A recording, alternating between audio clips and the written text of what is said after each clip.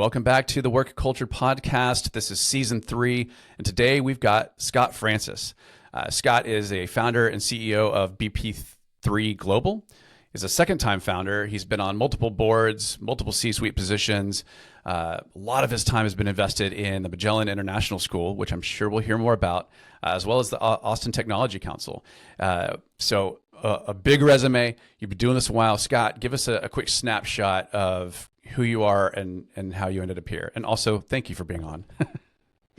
Well, thanks for having me on, Jason. And I guess maybe I should start with, how did I get to Austin? You know, I'll go way back. I was in high school in Florida trying to figure out how far away from home I could go for university. And I was informed that Hawaii was maybe too far. And by some miracle, I got into Stanford. And I got to think that was some sort of, diversity, like Central Florida. We don't get too many applicants. Let's give it a shot. And when I got out there, I actually met a guy who was getting his master's degree, and he was from the same town. Our parents put us in touch. And his advice to me was, just don't screw it up for the next guy, right? That, like, they don't take too many people from our part of the world, maybe just don't screw it up, right? So I thought that was nice. Good advice. That got me to Stanford, and then Stanford got me into computer science, which I didn't even know there were careers in software coming out of Florida. That's not a knock on Florida. I just, it wasn't in my radar. I was interested in computers, but I just never thought of it as a career option. I thought of, things like becoming a professor. My dad was a professor, lawyer, doctor, like just standard sort of career paths for somebody who went to university. And it never occurred to me that software would be in the mix. And I got into computer science, graduated with a degree, and on a lark, I came down to Austin to work for Trilogy here in Austin, along with quite a few other folks, although it was pretty early on, 94. Trilogy was about 35 people when I joined, and, kind of on the rocket ship. So my first 6-7 years in Austin was with Trilogy, and kind of boom times for tech in general, certainly boom times for Trilogy. And then .com bust, you have to sort of rethink what you're doing, and like the world changed, but really Austin changed too, right? We brought a lot of talent to Austin, Trilogy, Tivoli, Dell, IBM, you could go on and on. There's so many companies that brought really interesting people and technology folks to Austin, and then a lot of them stayed and built new companies, right? So that whole evolution got moving, and I had I'd say one thing that my experience at Trilogy did for me and many others is it gave me the itch to start my own thing, start my own company and like build my own business, taking what I learned, how can I do this? And so I did. When I started a company on my own, and I realized that I really needed a mission and a co-founder, right? And I started without either. I was just I'll hang out my consulting shingle. I'll do some work. That didn't fit. I didn't realize that I wasn't quite as introverted as I thought. Right. So I, needed partners in crime and like people to work with and celebrate successes and fail and, try to soothe those failures, right? Do those things together rather than something you're doing on an island. So I guess quick next steps. I went to Lombardi, which was a early business process management software company here in Austin. I was there from 03 to 07. And in 07, a couple of us decided it was time to start our own firm and build a company the way we wanted it to run, make the clients the center of the universe and the consultants the heroes, that deliver value for those clients. And love that. That was kind of the culture we wanted to establish, rather than, I think, just by necessity, and most software, maybe necessity is the wrong word. By default, at most software companies, consulting is considered a necessary evil, right? Like, we wish we didn't have to have consultants, but since we do, we'll have them. And you get treated that way. And so it felt really good to build a company that put kind of our favorite people at the center of the universe and make them the heroes, right? Yeah. And that was BP3, or that was? Yeah, that was BP3. So that was sort of my second time out. And this time I had a co-founder who was, kind of brilliant and nonlinear thinker, all the great ideas. And then I could be kind of the counterbalance, like, okay, but what's really going to work? How do we put that together? Kind of smooth that out. And we were great. I think it was just a great partnership together. That's awesome. Yeah. I've learned through other startups that I'm also not a solopreneur. I've got to have Right. somebody else to balance Yeah. out and pick up where I'm not strong. And that, I mean, that's Yeah. whether it's founding or it's an executive team, we always need that rounded out team of people to play on each other's strengths and make up for each other's caution areas or challenge areas. So yeah. Oh, absolutely. And I think there's a real role for solopreneurs, right? Like I have a lot of respect for people who do it. And someone we both know in town, Tom Singer, is a fantastic example of a solopreneur. He had this great speaking career. COVID hits, kind of messes up everyone's speaking career, right? With maybe one or two exceptions, right? But really a hit on any live event sort of business. And on ATC, we recruited him to ATC because of that solopreneur background, right? Like we knew he was scrappy. We knew he could sell, even though he doesn't think of himself as a sales guy, right? He isn't. He's authentic, but it's effective, right? And he's scrappy and he knows how to make it work. And he doesn't get lonely, right? Like, or solopreneurs, I think in general, don't get lonely by being in a solo mission. It's motivating and they find their social connection outside their company rather than inside. Yeah. So. Yeah, no doubt. Would you say that you find some of that social connection inside and outside of your company? Yeah. I mean, I think it's always been important to me to have connections with people I work with. Many years ago, I was having a tough conversation with somebody at work and their kind of comment, which is very much a cliche, was, "Hey, Scott, it's not personal. It's just business." Right. And I just don't subscribe to that at all. I think business is personal. It's very personal, right? Like it matters. And if it doesn't matter to you, then why are we working together? Right. Like this stuff matters. Right?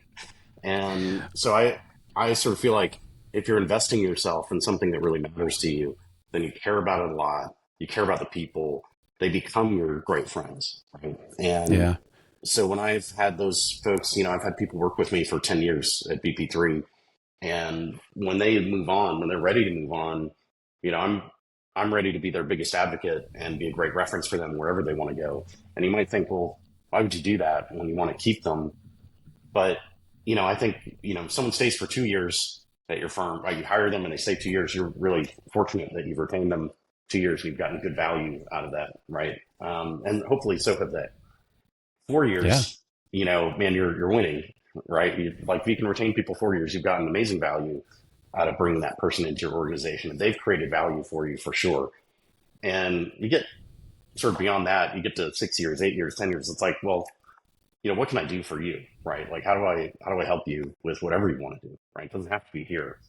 If it is here, great, right? But each company is limited in terms of their opportunities, right? At BP3, I only have a certain menu, right, on a given day of opportunities I can create for someone, and that could change next month. So if I say, oh, I don't see it here, a month later it might change, just because the opportunities or the possibilities change, or I do see it here and things can change. But in the outside world, there's an infinite number of opportunities, right? So I just think people earn that with you, and conversely, I hope I'm earning that same trust with my team. And I love catching up with people that have worked, I've worked with before that.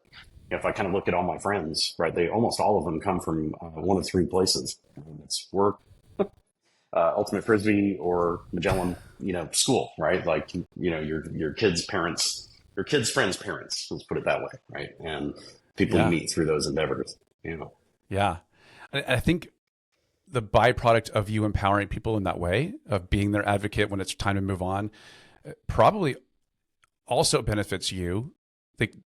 Anytime you care and you show that care and that value to your people, that obviously benefits. But also, turnover is a really expensive endeavor. And so if you have somebody that's leaving on their timing and it's matching your timing, you have that bandwidth to go, all right, let's bring in a successor. Let's create a plan for this. Versus if they're just pissed and they know there's no opportunity and you're not going to help them with any new opportunity, then they're just going to leave out of nowhere and you're stuck with that really expensive replacement cost. Right.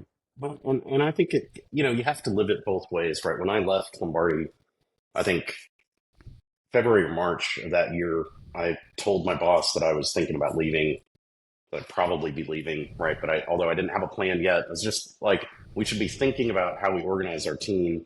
I was running most of the professional services team at the time. So like, roughly 45, 50 people. And how do we, how do we manage that right if I leave, right? And set up a plan. And nothing really happened for a few months, right? And things started to get more concrete for me. So then I kind of said, hey, look, I don't have to set the end date yet, but I am leaving, right? Like I've made the decision, I'm leaving. I don't have to set a date today, but within the month, right? And this is like July, right? By the time we get to the end of July, we should be talking about what's my end date and all that stuff. And then we set the end date, which was in September. And that's when I joined with my co-founder for BP3. But they weren't ready, understandably, right? And so we just asked me, like, my boss asked me, like, hey, can we just contract you back to the end of the year, right? And, just buy me some time. And it'll make it so that everybody knows you're leaving, right? I can make some moves that are a little harder to make with you as team lead, and people don't know you're leaving, right? Let me just clear the decks and get that done. So we did. We contracted through the end of the year, and it left, I think, a better transition plan. They ended up carving my job into 3 other people's jobs to make it work. And, I think it was a win-win in the end, right? I got to go start BP3. We've partnered with Lombardi, with the company that we had just left. And I think left on good terms and helped them, frankly, I felt like I owed it to my team to leave them in good shape and help them help the right people get promoted to run the team and make it work. And that experience really shaped my feelings at BP3, right? So if someone's leaving, it's not about fighting it. It's like, let's plan this together so that we can work it out. And of course, there are cases where you just really want to fight to keep them, but you still have to respect their decision, right? I mean, nobody minds if you fight to keep them a little bit, right? You offer some more money. Of course. You've worked to convince them to stay. But it usually isn't about money at the end. Like sometimes it seems like it is, but it's about, respect. It's about the love of the work you're doing. It's about the team you get to work with. And then money is, for some people, like a sign of those things, right? If I'm being paid well, that illustrates respect. But it's also like Maslow's hierarchy, right? There's like food, shelter, Wi-Fi, how much am I getting paid? Yeah. And I don't know where it is on that, but like once at a certain point of pay, it's not that it doesn't matter, but it's not the most important thing, right? It's diminishing returns. It's, exactly. I need enough to make sure that those bottom tiers of those hierarchy of needs are being met. Otherwise, I'm just in survival mode all the time, and I'm a mess. And that's an unfortunate reality for a lot of people right now. But right, you can always flesh that out with people by just asking them how much would they take for pay to do a job they don't want to do. And there might be a number, but it might be a surprisingly high number, right? And there might be some number where it's like, yeah, actually, there's no number I would take to do that job. I would rather do a job I love doing than do that job you're willing to pay me $1 million for. No. Right. I'm going to do this job that I actually love. And as long as you can make enough money, right? If I told you had to be in poverty to do that job you love, or you could be wealthy and do this job you don't love, maybe you make a different decision. But once you get to a certain level of satisfaction in your pay, the incremental dollar isn't worth as much as, for lack of a better word, your soul, like how you feel about yourself and the world around you and how you fit within it, right? Yeah. Yeah. Fit is so important. And it's not something that I was brainstorming with some friends the other day talking about job boards and how terrible Indeed is. It's the mammoth. We have no choice. We have to use Indeed. Right. But it's terrible. I mean, every resume is written by AI now. Like interviews, you're just hiring people you like, and like we're just like that doesn't go to fit at all, right? Like we want to see like a job board that's more like a dating app. Like let's match make people's wiring and interests and values with that of a company. Like how beautiful would that be? But maybe that's a pipe dream. But someday maybe. Yeah. Well, and we can all remember the day when Indeed was like this lightning bolt, like so much better than the other offerings on the market when it was coming up and coming. And now it is the Goliath, right? And and I think part of it is just a function of scale. Like it's just so big and there's so many people on it. And AI has ruined almost anything that's user generated content. AI can, if it hasn't ruined it, it can ruin it. Yep. Like buzzword bingo. I still, like anytime I even say the word Indeed, I remember I used to pay them I kid you not, 25,000 a month in ads at my last company because we just had to hire so much and we grew so fast. Ugh, I don't be happy to never do that again. Anyway. Yeah. So, okay. I already prepped you. We asked each guest the same question out of the gate, other than the who are you? And that's, what is a mistake you've made in leadership that you'll never forget? Yeah. So there, as you could guess, there's so many mistakes we could talk about, right? I think, I kind of think about you see all these sort of graduation speeches people give, or commencement speeches that people give, and they always talk about, like, Roger Federer says, "Well, I lost almost half the points I played." Really, did he? Maybe, but he wasn't playing me. He would have won every point if he was playing me. And I think that's kind of how it is running a business or founding a business. It's like you make so many mistakes, and I think the key is to learn from them and figure out how to go forward in a better way. And I'd say to maybe I'll pick out one to talk about, but you could pick another subject and I'd come up with more. Yeah. And this one is sort of during COVID, right? Certainly many mistakes were made in management. And we avoided a bunch of the ones that I thought were obvious, right? We didn't try to force people to come into the office. We didn't force them to stay home, except for the first couple of months when, those were the rules and we followed all the rules. And we were very careful about being safe and all that. We did all those things. We did lots of Zoom gatherings. We did lots of, trying to keep people connected as best we can. We did a 5K, virtual 5K. Everybody did their walk, and we had a competition. By the time we finished that competition, you could kind of get, at least, people could get vaccinated, so they were willing to get together again. And we did a minute to win it to sort of break the tie on the 5K competition. And the minute to win it thing was like, it was hilarious. It was funny. It was like just a great culture moment. Yeah. But the mistake wasn't really any of that stuff. It was that I assumed that I had the total trust of my leadership team as we're going through this, right? Of each of them, not just as a whole, but each of them. And and then we went through the process of taking on private equity money. We had some previous investors, minority investors, and they were ready to exit.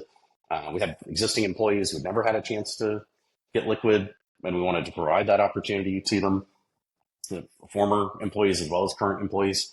So we went through this process, and I underestimated how much, sort of stress and fear that would create for my own team.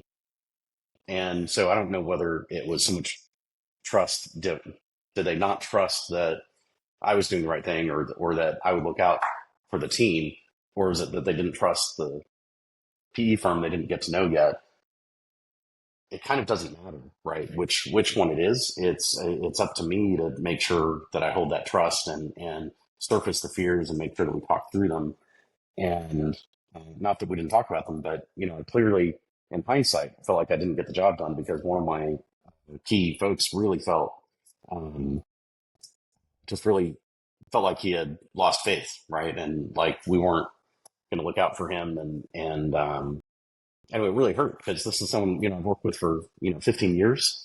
Someone to ride the river with that you would never you just would never have a bad thought about their role in your company. Like they're awesome, right? And so kind of losing that trust, I think it was a function of being remote, not the two of us not getting together for more than a year in person. And we did talk on Zoom. We had conversations, and we had hard stuff to do together. Like this is the one of my right hands in the business. So if we had to figure out a layoff, right, like he's the guy you go to figure out, okay, how do we do this, right?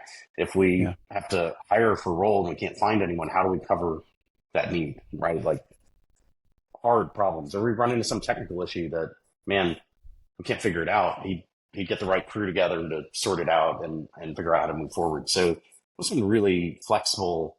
And like I said, like my right hand, who's to me played the role in the company that I would play if it wasn't, if I wasn't doing my job, this is the job I want. Right. And I think just a lack of communication on my part, right? I didn't make sure that he felt the love that we have for him, right? And that's really frustrating, right? To lose that trust with someone that important to the business and to me personally, more importantly. because really his leaving the business is entirely like the business will move on. If I leave, if any individual person leaves, the business will be fine, right? The job will get done differently. It may be worse, it may be better, because the next person will have different strengths and weaknesses to measure against that. But um, but the way I would have wanted it to happen would be, if he was ready to move on, let's talk about that plan and how I can help, and not have it be, hey, you don't believe in me, you know, and that kind of frustration that clearly he had, and I had let fester without realizing I was causing it, right? And Yeah. so that was a real, I think, shock to me, and of course it caused me to go spend more time with the people on the leadership team and not take those relationships for granted. Mm-hmm. Not that you never take it for granted. You don't sit down and think, well, I'm just going to take, of course they Of trust me course. and have faith and I'm going Yeah. to take it for granted. It sneaks up on you, right? Like it's a form of complacency that can sneak up on you, and you just have to, um, I, I think honestly, you have to take some breaks from work to let those thoughts get into your head, right? Of what are the things that Yeah. I've kind of neglected because I'm so busy, right? And life is in the way. And when you take a little break, you kind of go like, man, I haven't had lunch with this guy in a while. I haven't broken bread with these other folks. And okay, let's make time to get that done and find out how they're really doing. Like, not the how Yeah. are you, but how are you really doing? Right. Showing like that true Yeah. compassion and care. Yeah. Right. You, Yeah. one of my favorite definitions of trust is just, are you meeting my expectations? And we can kind of categorize what expectations are, whether that's integrity or Yeah. competency or compassion. But the problem with that, I mean, it's an accurate definition, but the problem is I don't know what your expectations are for me. And oftentimes you don't either, right? You don't know even what you expect from me. And Mm-hmm. so I think that's one of the reasons it sneaks up on us, is that Yeah.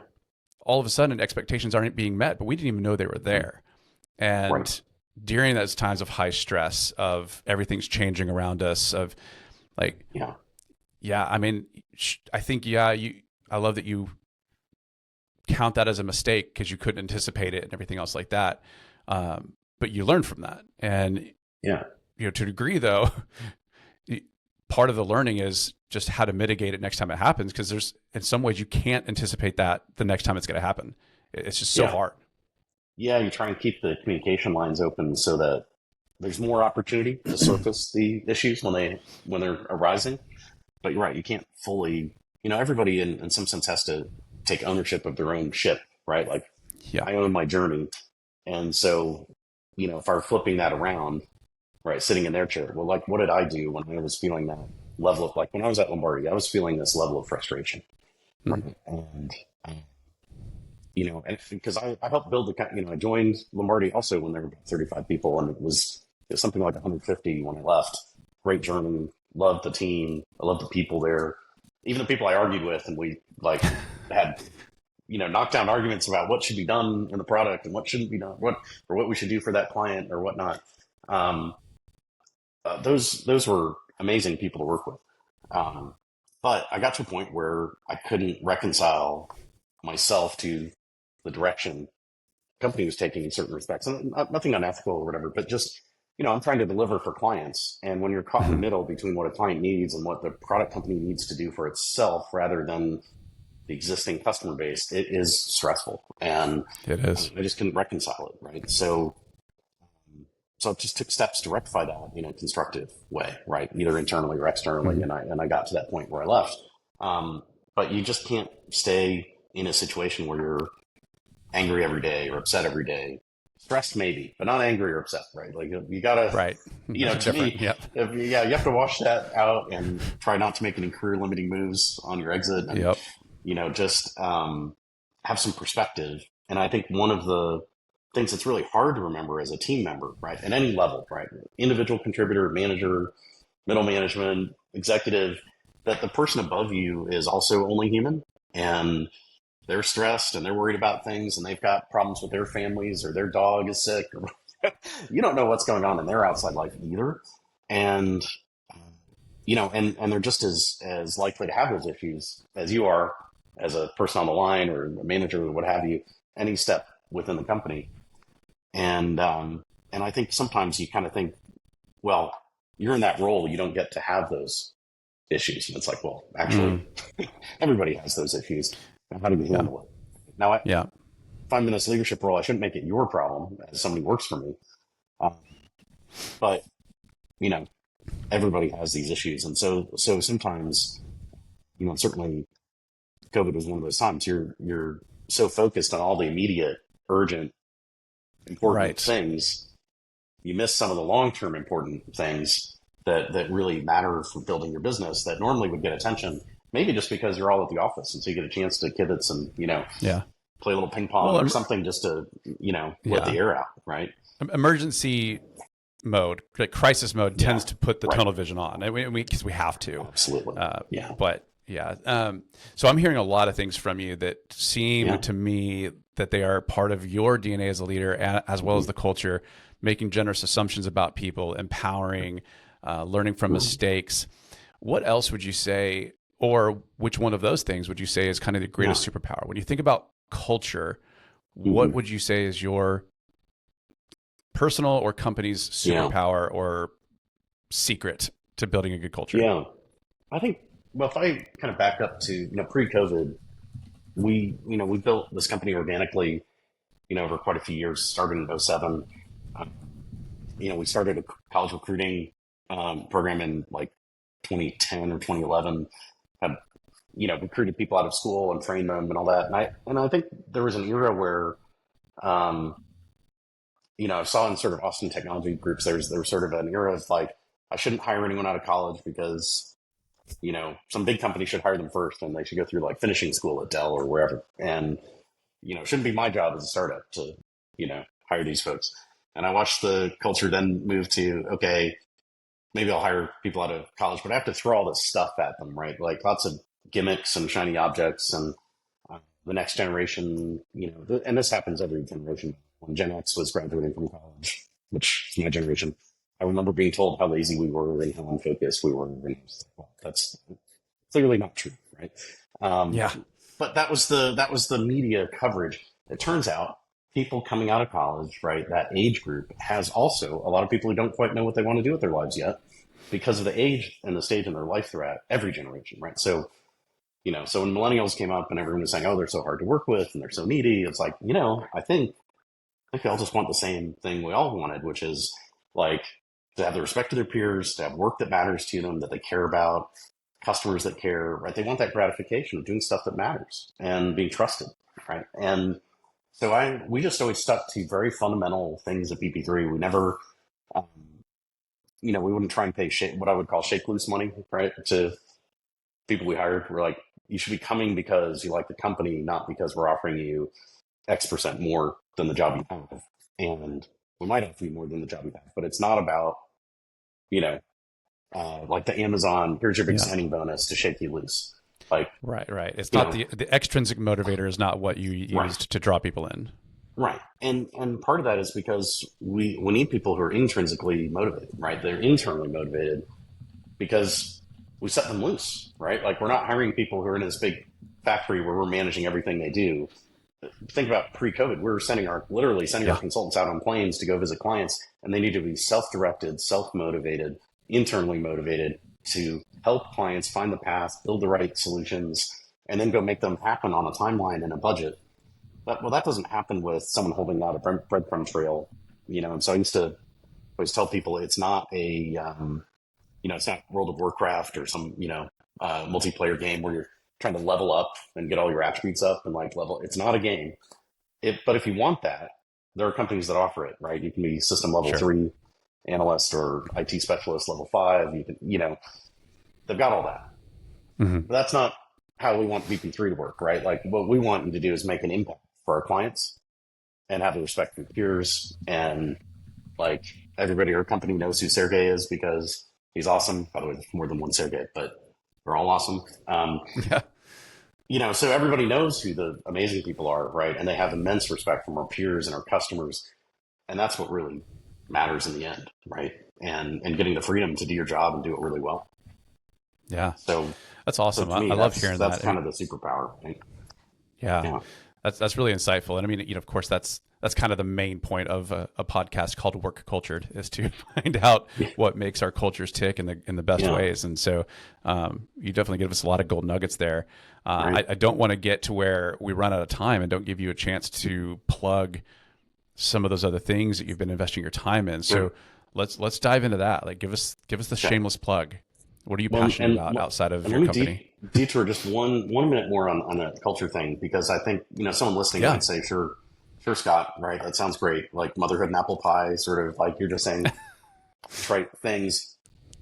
But look, we did these at a reasonable size, right? We were doing these surveys, that go around for the lists of best places to work and all that jazz. And you can game the system. You can get everybody in a room and fill out the survey. You're not supposed to do that, but certainly, let's just say I know companies do, right? Especially the smaller you are, the easier it is to pull that off. We're all remote, like scattered all over the country, filling these things out. And I just told them, like, look, if you just want to rant, right, do that elsewhere, but fill out the survey, right? Just give them your honest, because we'll learn from it.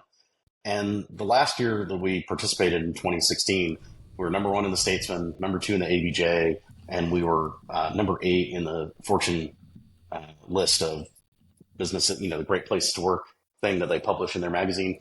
We were number 8 for businesses under 100 million, right? So that's, like real results.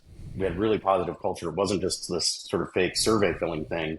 After that year, I didn't want to do it again for a while, because I felt like there was that year we filled out 3 surveys, like that's survey fatigue, right? It's a lot. Yeah. Pulled the company. It's like, do you guys want to skip this next year or do it again? And they're like, skip it. Like we kind of planted the flag. We all know we have a good culture. We don't need an outside entity to validate that for us. And we weren't learning anything from the surveys anymore. We're learning more from the internal surveys than we were from the external. So I think like there's a place to participate in those, and it's not the place really, the point isn't really to win, but being on the list, anywhere on a list like that, can help you with some external validation for people thinking about joining your company, that you've been a good place to work. Kind of like as a restaurant, you want to be on a list, but maybe you don't care about being on the list literally every year, right? You just want to get some publicity and have people realize, no, this is a real company you could go and work at. So anyway, that's maybe the last dig on the culture thing. And as far as plugs, I guess I'll go quickly. Jason said, hopefully I don't go too far over time. No, we're good. First, I just want to say for Magellan International School, this is something that we joined in the second year it was running, and it was about 40 students. I believe this fall they'll open up with over 600 students at Magellan. And the goal of Aaron DeFosse, who founded Magellan, was to build an international school in Austin that replicated or mirrored his experience going to an American international school in Mexico City when he was growing up. And so why isn't there a Spanish immersion program in Austin at the time, 2009? Why wasn't that program, was it 2009? Yeah, 2009. Why doesn't that program exist in Austin? And it didn't. So we started that school. And we didn't do it, there was no billionaire backing the school. I wish there was, and if there's one listening, please feel free to help Magellan. There aren't many private schools that get started with that ambition and scale that don't start with somebody writing massive checks. And that is not how Magellan started. It was started and funded by people who just cared about their kids' education and had modest means, right? First generation success, not second, third, fourth generation success. And it has just bootstrapped its way to being a beautiful school. And that comes down to the founding head of school, Marisa de Leon, and the second head of school, who has also been amazing, Scott Hibbard. Those two people have really made a huge difference, hiring great teachers, and it was a great educational experience for my kids. They're now starting high school, so you can start in preschool and go all the way through 12th grade. My kids went through 8th grade because that's where it topped out at the time, and they came out fluent and literate in Spanish. You could test them in math, and they get the same score in Spanish as they would in English. Wow, that's awesome. Yeah, really, really amazing. And of course, their English scores were fantastic as well. And then they also are conversational in Mandarin. So it is truly prepping your kids to be ready for the world and going out there and doing business. And I just look at Austin, we're going to be so much more international in the future than we are today. And it just makes sense as well to know Spanish in the community we live in. There's so many people that, look, if you want to understand them, if you speak their language, you'll understand them a lot better, right? And I mean, relating this to work a little bit, Jason, like when you talk, I don't know if you can remember the first time you worked with a designer. The first time I did, I felt like I was speaking a different language. Like they would say a word and I'm like, I think I know what it means. And like, oh, I didn't know what that word meant, right? Nope. And I would say words and they think they know what I meant and they didn't. And like we had to sort of find some ability to communicate with each other because we didn't understand the language of design, or I didn't understand it, I should say. And they maybe didn't understand my sort of technical oriented brain, and how I'm trying to express myself. And you have to find that middle ground. I think the same thing is true with learning a language like Spanish. There's a difference between talking to somebody who is native Spanish speaker when they're speaking English to you and speaking Spanish in their language. Letting them express themselves to you in their native language is a really different experience. Yeah. I wish I had those skills myself, right? So I'm really excited about sending kids out into the world with those skills. Same. And very, very proud of the folks at Magellan and what they've been able to build. It's an exciting time. So anyone listening who's got small kids or kids going into middle school, those are great entry points, right? Either preschool to kinder or going into middle school, great entry points to get into Magellan. Fantastic. That's a great plug. I guess on the Austin Technology Council front, let me just say, I've given this pitch at ATC, at the C-Suite Summit a couple of years ago. I gave this pitch to the room. I said, look, you have you might have money, you've got people on your team, you've got all these things going for you. There's one thing that's always limited. And usually people say time, but if you have enough people, you can sort of manufacture time, right? People can do things for you and give you more time, right? But you've got limited focus. You can only focus on a few things. And so I really recommend people think about, instead of spreading thin across many, many activities, right? Think about how you can focus for maximum impact and leverage. And so for me, that focus over the last, 10 years or so has been, BP3, obviously. That's the main focus for me. From outside the family, right? So it's BP3, Magellan, and Austin Technology Council. And I really encourage our tech execs to really think about besides running your business, what are the other one or two things you're really going to focus on where you can make an impact in Austin or in your community or in your family or whatever it is, right? But pick those things carefully and then really get behind them because, donating $50 to 100 charities doesn't have the same impact as donating 5,000 to one charity, right? And so just think about how you want to make an impact and then do it. And maybe donate some of your time, which goes to that focus thing. You can do that across one really good charity. It's harder to do across 50, right? And I think for ATC, the mission is pretty clear. It was to put tech on the map in Austin. That was the original mission. That's happened. So 30 years later, what should the next 30 years look like? And my vision for tech in Austin is how do we make people who are in tech, but how do people in tech become more involved in Austin, right? And you moved here for the music or the weather or the lifestyle, the rock climbing, mountain biking, trails, maybe for the people and the culture, the tacos, right? Whatever it is. Well, how do we invest in making that continuing to be great? And I'll give examples, right? There are technology folks who are behind things like the Long Center, the Moody Theater that ACL Live tapings are in, and there are many people who support ACL as well, right? Those tapings and that nonprofit, Austin PBS runs it. Many people involved in sort of music and the arts. But also in things like Antones, right? Like ownership of private enterprise, right? That really supports music. And I think you want to think about investment and giving back opportunities that can really help shape Austin, trails and parks, music, the arts, whether it's transit initiatives or Yes in My Backyard, whatever that is. Like as an Austinite and a techie, get involved because we're a huge impact on Austin with our economic might, our number of people, and our thought leadership and thoughtfulness.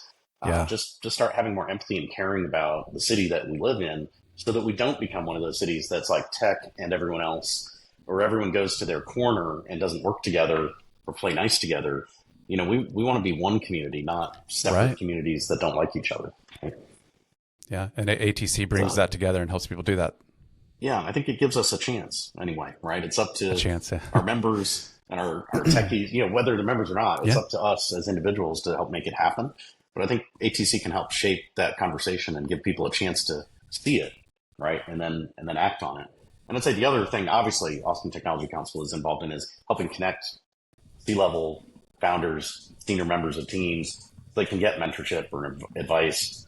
And I was talking to somebody just the other day who, he'd be the kind of person anyone would want to talk to about why are you in Austin? Would they put their office in Austin? They hired a bunch of people in Austin. He'd be great. You put him on a poster. He does a great job of articulating that vision. But he also is really curious. Right? So he got me talking about some of my experiences with raising money and the ins and outs of whether it's VC or PE money or elsewise. Mm-hmm. And these are the kinds of people you want to be hanging out with and learning from. It will accelerate all of our learning in Austin as a community. And that has real value, right? It's not just about what's in my head or what's in Jason's head. It's what we put out there and communicate with each other. Podcasts like this being one example, but also networking and just getting net breaking bread together and talking over dinner or coffee. Those are great opportunities to learn. Agreed. Man, Scott, this has been a fantastic interview. Lots of golden nuggets. Love hearing about you, the DNA of BP3, the journey, the stakes, and absolutely just the passion I see behind Magellan School, ATC. So cool. It's been very encouraging. So thank you very, very much for taking the time out and being on. Thank you, Jason. Now, we're not all the way done. We have the quick fire. So we're going to end off. Okay. It's going to be this or that. I'll ask you this or that, and you just tell me which one comes to mind first. All right. You ready? Okay. All right. First one's a little nerdy. DC or Marvel? Marvel. Okay. You watch it in the theater or do you wait for it to stream? Ooh, I love it in the theater, but more and more I'm waiting for it to stream partly because, they're just not in the theater long enough. Like it takes me a while to get organized and get to the theater. And then sometimes the movie's already gone. So finding 2.5 hours out of your day is impossible these days. Right. Yeah. I love the theater experience. Yep. Especially here in town with Alamo. But anyways, right. That's exactly where we go. Alamo. Yep. Yeah. Call or text? Text. Same. Summer or winter? Summer. Okay. That's why I'm in Austin. Right. Yeah. The last one's also a little Austin. Winter first. It's hard, right? Yeah. It is hard for me. Thank you for the empathy there. The last one is a little Austin centric to just drum up some controversy. Torchy's or Taco Deli? Well, both is the right answer, but if I have to choose, I pick Torchy's because the queso is. I don't know what. It's so good. I don't know what they do to the queso, but it is amazing, and it's crack. It's even amazing. They put crack in it. When you go to I had Torchy's in Denver, and I thought surely they're going to screw this up, right? I got the queso. There's one thing, they put the Diablo sauce on the side in Denver. And I'm guessing they got some local feedback that it was too spicy in the queso. Yeah, the Coloradians aren't used to that. And there's no offense to anyone from Colorado, but that was the implication. I added the Diablo sauce, of course, and it was amazing, just like it is at home. So awesome. It's proof that queso could be produced outside of Texas. It just isn't. I'm not sure why. So. Yep. Well, but thank you. I do have to say, Taco Deli though. Look, the Deli Belly is amazing. The Cowboy Taco, those are great. Cowboy. If you're going to Torchy's, though, it is all about the Ace of Spades. So if you haven't had it, it's on the secret menu. It's a monthly special once a year. You got to get the Ace of Spades, and you will regret your decision momentarily because you'll think, "What have I done?" But once you eat it, you'll be like, "Oh, this is amazing!" It looks like a disaster in your tortilla, but it is amazing. That's awesome. Well, there you have it, people. If you're Austin local, or if you have a Torchy's near you, go look at the secret menu, Ace of Spades. Everyone, Thank you for tuning in. Thank you, Scott Francis, for being on. This is the Work Cultured Podcast, and we are signing off. See you next time.